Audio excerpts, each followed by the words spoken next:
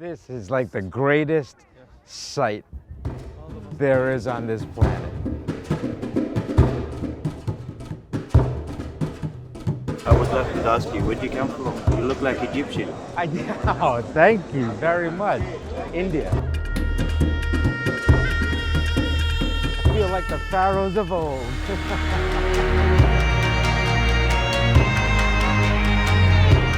Egyptians supposedly didn't have the wheel. No, we didn't have the wheel. But again, here it is. That's the shape like of a wheel. There it is. Famous Great Sphinx of Giza. See, look, smile. Hello, salam, how are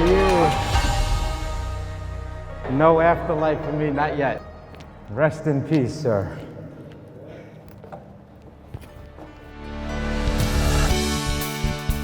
There is so much beauty in this world, around the corner and across the oceans. Oh, wow. And to me, there's nothing better than finding and sharing those moments. You're so awesome. Thank you, my dear. My name is Ravi Singh. I was born in India, grew up in America. My parents were Narendra and Lakshmi, and they raised me to appreciate every corner of this earth. You'll find me with a camera at my side, capturing those special images, those little moments that remind us of the commonalities we all share. My bushmen. So come on, jump in. It's time for a road trip with Ravi.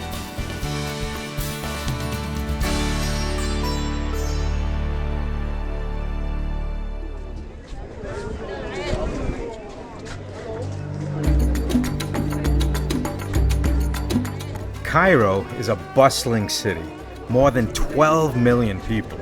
And of course, you know about two of the most iconic monuments on Earth, the Pyramids and the Sphinx.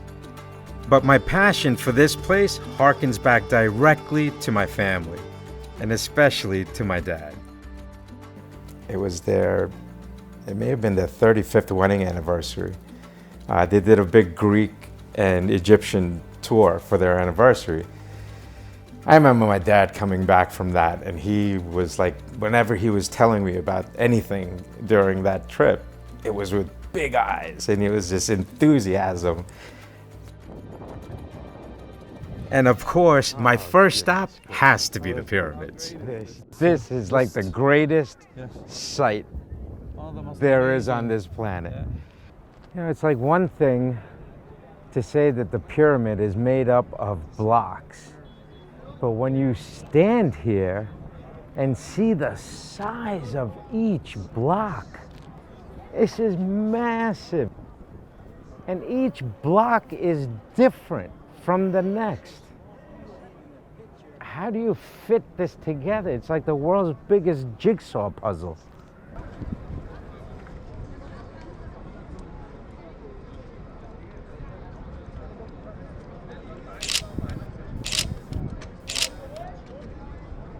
These are ancient mysteries, and Egyptologists like my friend Ashraf dedicate their lives to seeking answers and new discoveries.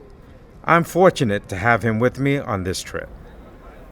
We start seeing these kind of carvings, into the depth of the rocks, where we believe this was the method that the ancient Egyptian used, by putting something to connect the rocks together. Cement wasn't discovered till the Romans that came nearly 2,000 years after the construction of this pyramid. So we believe that this was the connecting method between the rocks, and it worked perfectly. When you look at some of the rocks and the way they've been lined, the precision, the cuts, you cannot enter a credit card. These blocks go all the way through. Exactly. I mean, block after block. So as we know, that the Great Pyramid, or all the pyramids the ancient Egyptian built, were mostly solid structures, layers of rocks all the way to the other side. Of course, with hollow parts, the corridors and the burial chambers where they had, should be, the burial rooms for the kings. When you have someone with Ashraf's level of knowledge of the details, it just makes the experience so much richer. That's where Ashraf comes in and shows us the little things on site, architecturally.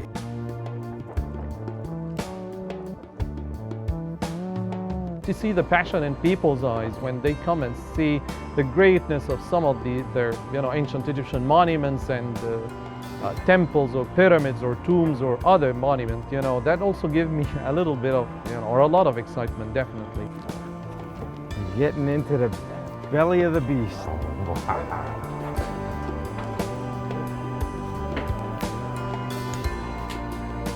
The way that leads to the unfinished burial chamber, and these massive granite blocks that were found probably to support the ceilings,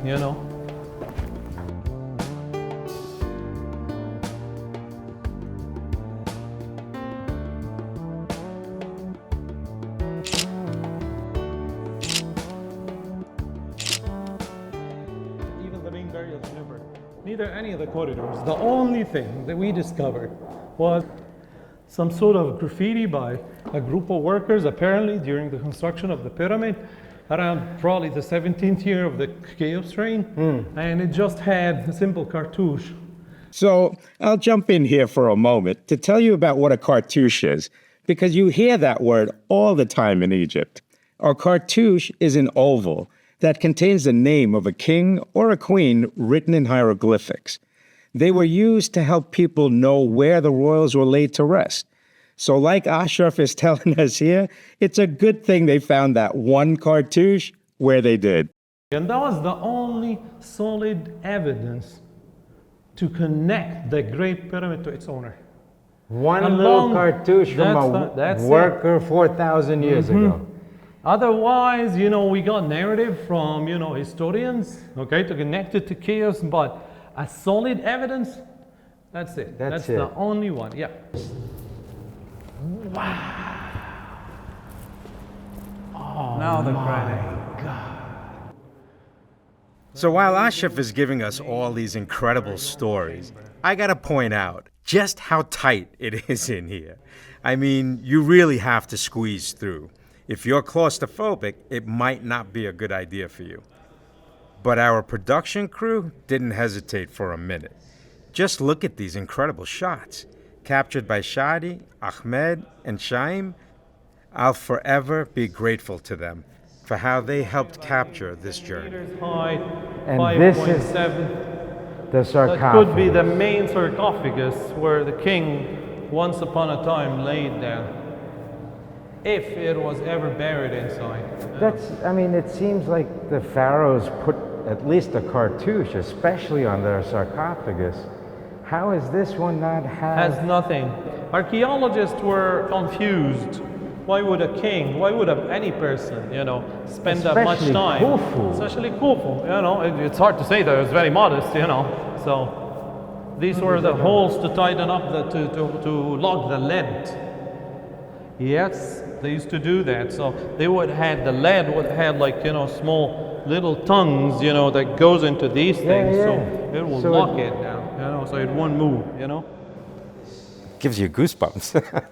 And it's beyond just the whole wow, how did they build it? Okay, that's the number one thing. You can stand there in front of the Pyramids of Giza and just be amazed at the sheer size of this thing that they have built.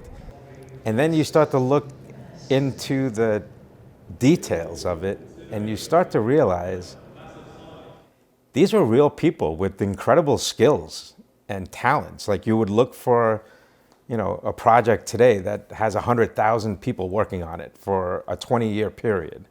Took everything. The echo, yes. That's so cool. Hello. It's just an amazing echo, yes. This is better than a sound studio. Yes, it is. This is phenomenal. Yep. See that one? That's a single block, baby. These are not two. That's a single block. Holy crap, you got to be kidding. That whole thing is a single block. Wow. Thank you, my friend. Thank you. It's phenomenal, I know. Ready to go back to the living people. Living world? Living world it is. No afterlife for me, not yet. Let's head back. Oh, rest in peace, sir.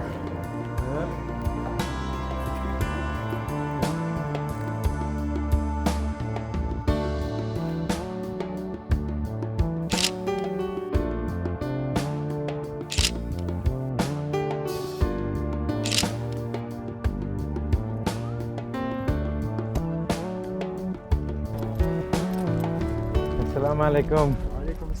Mohammed? Yes. Ravi. Nice to meet you. Nice to meet you too. This is a beautiful animal. What is it he's eating? This is clover. Clover. Oh, wow, he's got good breath. This is the breakfast. Can I touch him? Yes. It's okay? Very friendly.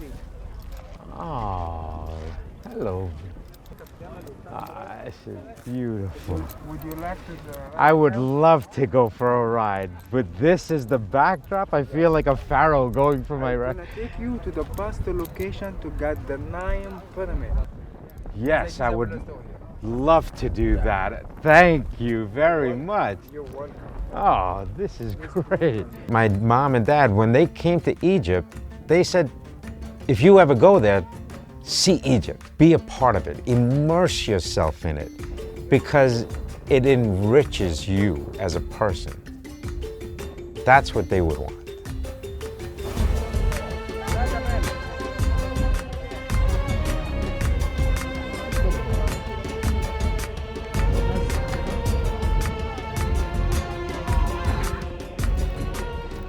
Got my own camel, going through the Sahara Desert. I feel like the pharaohs of old. This is too much fun. Oh my goodness. This reminds me of my favorite book of all time, The Alchemist by Paulo Coelho. Like Santiago, coming all the way from Spain, through Morocco, across the Sahara Desert, to reach the pyramids. Oh, dream come true.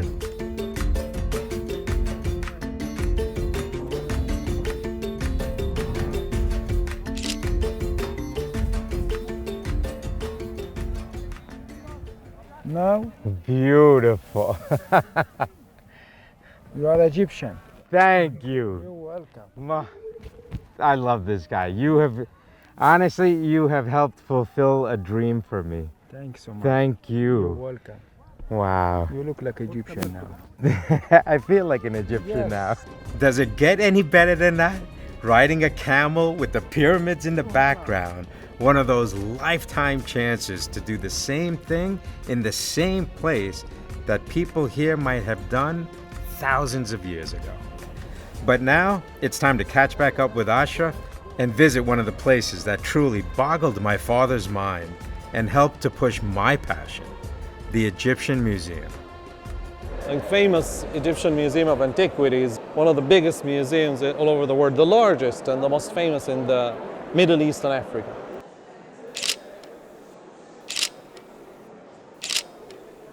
Most memorable to me was today. This was something that has been in my mind since my mom and dad came here for their 25th wedding anniversary.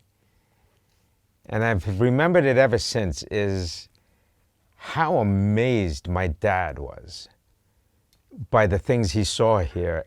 My father's the smartest man I've ever known. He was a nuclear engineer, he was a businessman, came to America with $7 in his pocket, became a multi-millionaire. When we Oh my the famous, God! the famous vessel, Wow. the famous. Oh, I've been wanting to see this forever. My dad was so Sable. impressed by this piece. He was baffled, couldn't figure out how it's been done, it's how it's made. been. It's been called the Sabo vessel or the Sabo disc, okay? And Sabo was a prince actually.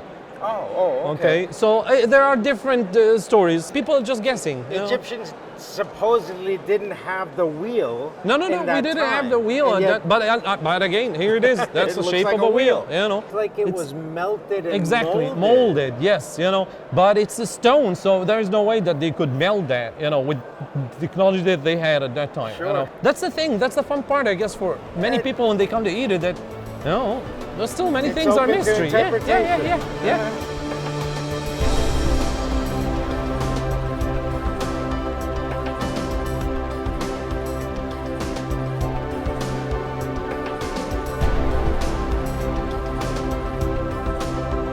Oh, this is what I've been waiting to see. These are the things that my dad described to me. He was completely blown away by the engineering of these incredibly hard rock. It's like basalt, dolerite, All right. corundum. These are the hardest rocks on the planet. And yet these folks had a way of, Ability to carve it in and a it's way. not just the carving, it's the incredible precision. with which The it's details. done. So, from an engineering perspective, you and your dad, especially your dad, from being so a smart nuclear engineer, nuclear engineer. I guess. So, from an engineering perspective, these things with such precision, it's extremely extremely hard, nearly impossible to be cut by man. With the tools they had, The to tools cut that they by had at hand, that, yeah. So there are big margin for mistakes and flaws, But and yet looking, they produced thousands of these pieces. yeah. Almost like it was made on an assembly line. To see a nuclear engineer become confused, flabbergasted, yes, and confused by the precision of these 4,000 years old or Wow. even more Can't jars. believe I'm standing here in front of the same things he saw way back then. My father was incredible, just a brilliant man, and we lost him so suddenly and just too soon. I'm determined to walk back in the footsteps he took with my money. In those moments, I felt like Dad was right next to me again. And we're both standing there wondering, how in the hell did these people create all of this with the technology they had? Great grandparents of Tutankhamun.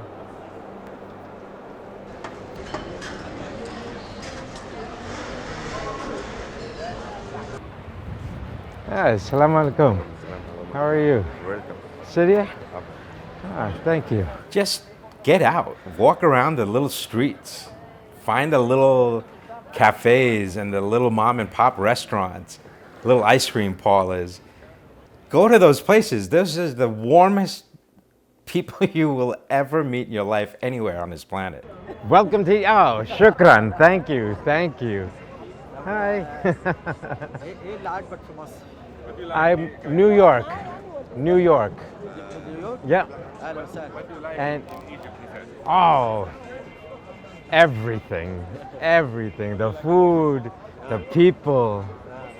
Luxor, Alexandria, Giza today. Beautiful. But the best is the people. They're very welcoming, very nice people here. Everywhere I've been, they're just very sweet. Smile, nice smile, beautiful smile. It shows from the heart. Yeah. See, look, smile. Hello, salam. How are you? Oh, sweet. What is her name? Name? Lubna. Hello, Lubna. Ravi. Sweet kid. So the one consistent thing I've noticed throughout my trip in Egypt is how friendly everybody is. They all have a smile on their face. And it's just a beautiful thing to experience. Love it. Thank you. Shukran. Now that I have my energy back, it's time to check out one of the true mysteries of Egypt. An amazing work of art that still mystifies the experts.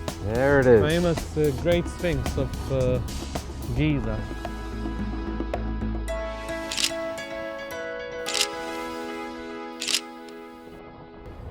People been confused about who built it. Though that most of classical theories do date it back to King Khafre, builder of the second pyramid. Carbon dating, said that the Sphinx, they found traces of organic materials, that went maybe 10,000 years. It's carved of a single piece of rock, as we know. And you can even see like it's going on an angle. It does, yes, And then, but the Sphinx itself is perfectly level. Perfect, so it means that they must have cut, like they paved the entire bedrock to make it as flat as possible, okay? If you look hard enough, you still can see like the eroded stripes, carved stripes that formed the headed rest, the nemes. So what? Even Does that it look like out of proportion to you, or is yes, it just me? It does, yes. Like the head doesn't, the arm, the paws. Oh yeah, of look course. No, for much sure, longer. 100%. If you an aerial view, to the Sphinx would definitely prove that the paws are a bit bigger than what they should, and the head looks smaller than the rest of the body. Yeah. For sure.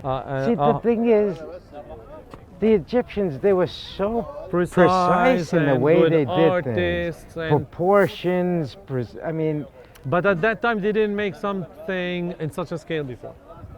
Some archaeologists that do believe that it used to be another bigger statue. The head has been remolded, A head of a king on a lion's body symbolizes, the knowledge, the wisdom of a king. the Sphinx was amazing and still holds many mysteries even after all these years and with all our technology.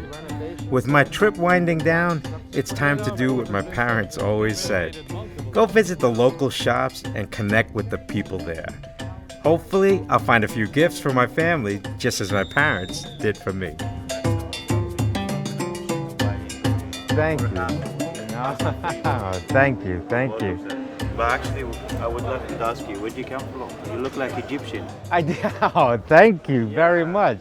India. India? Yes, sir. Nice to meet you, sir. It's my pleasure. Thank you. Nice to- Thank you.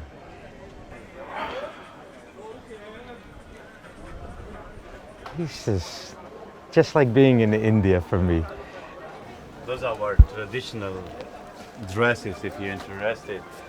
No, I don't look good in a dress. No, I don't mean for I'm men, joking. I'm sorry.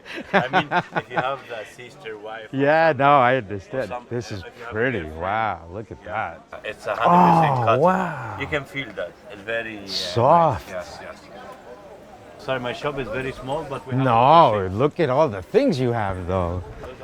Ah, okay. I wanted to get some for my family back home. Ah, that Shefali's gonna love that. That's for you, Munchkin.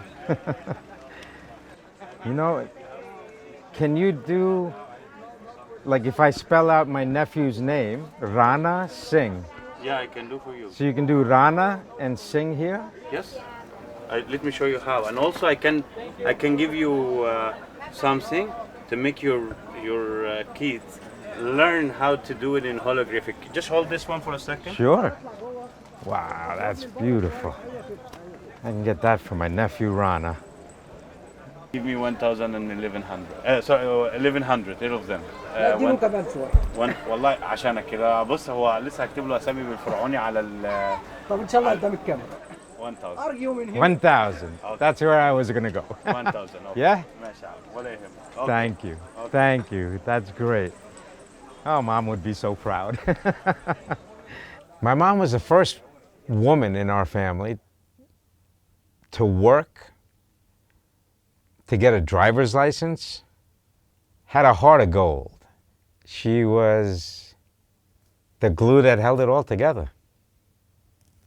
Anyway. Thank you so much. Wow. Can't believe it. I got to haggle like my mom. I got gifts from my nieces. I feel touched. Beautiful place. This is Egypt right here. Each little grain of sand is telling a story of 6,000 years of existence. And it's a beautiful feeling. It really, it's like a rare feeling that I got from any of my other travels. Nothing has ever felt like Egypt. And it's amazing how much people want to tell you about their home when you're genuinely interested in it. You know, like Ashraf, it was like, next time you come back, you have to come to my home. I want my wife to meet you, I want my children to meet you, I want you to have a dinner with my family. And that to me is just the best thing there is.